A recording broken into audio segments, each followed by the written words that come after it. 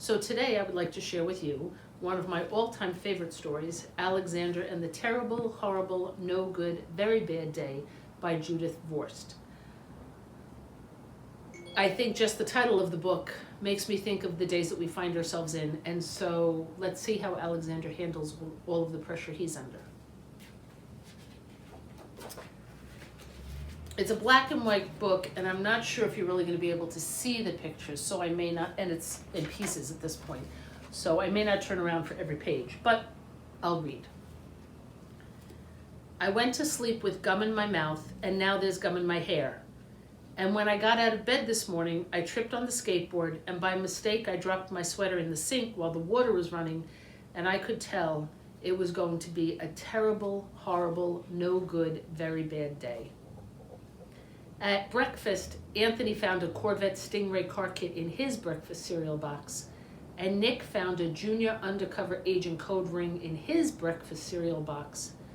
But in my breakfast cereal box, all I found was breakfast cereal. I think I'll move to Australia.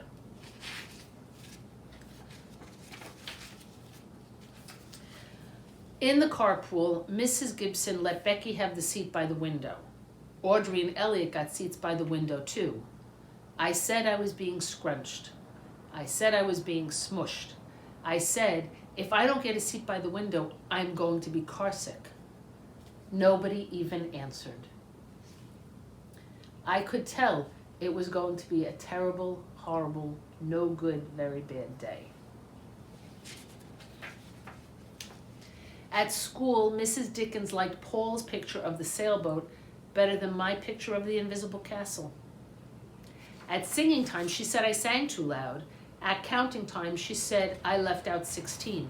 Who needs 16? I could tell it was going to be a terrible, horrible, no good, very bad day. I could tell because Paul said I wasn't his best friend anymore. He said that Philip Parker was his best friend and that Albert Moyer was his next best friend and that I was only his third best friend. I hope you sit on a tack, I said to Paul. I hope the next time you get a double-decker strawberry ice cream cone, the ice cream cone part falls off the cone part and lands in Australia. There were 2 cupcakes in Philip Parker's lunch bag, and Albert got a Hershey bar with almonds, and Philip's mother gave him a piece of jelly roll that had all the little coconut sprinkles on top. Guess whose mother forgot to put in dessert? It was a terrible, horrible, no good, very bad day. That's what it was, because after school, my mom took all of us to the dentist, and Dr. Fields found a cavity just in me. Come back next week, he said, and I'll fix it. Next week, I said, I'm going to Australia. On my way downstairs, the elevator door closed on my foot, and while we were waiting for my mom to go get the car, Anthony made me fall where it was muddy, and then I started crying because of the mud, and then Nick said I was a crybaby.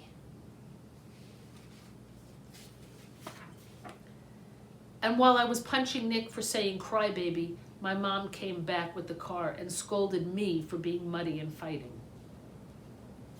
I am having a terrible, horrible, no good, very bad day, I told everybody. Nobody even answered. So then we went down to the shoe store to buy some sneakers, and Anthony chose white ones with blue stripes, and Nick chose red ones with white stripes. I chose blue ones with red stripes, but then the shoe man said, we're all sold out. They made me buy plain old white ones, but they can't make me wear them. When we picked up my dad at his office, he said I couldn't play with his copying machine, but I forgot. He also said to watch out for the books on his desk, and I was as careful as I could be, except for my elbow. He also said don't fool around with his phone, but I think I called Australia.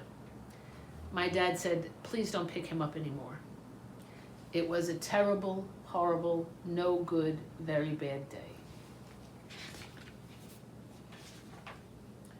There were lima beans for dinner, and I hate lima beans.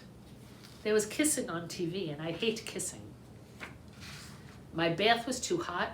I got soap in my eyes, my marble went down the drain, and I had to wear my railroad train pajamas. I hate my railroad train pajamas.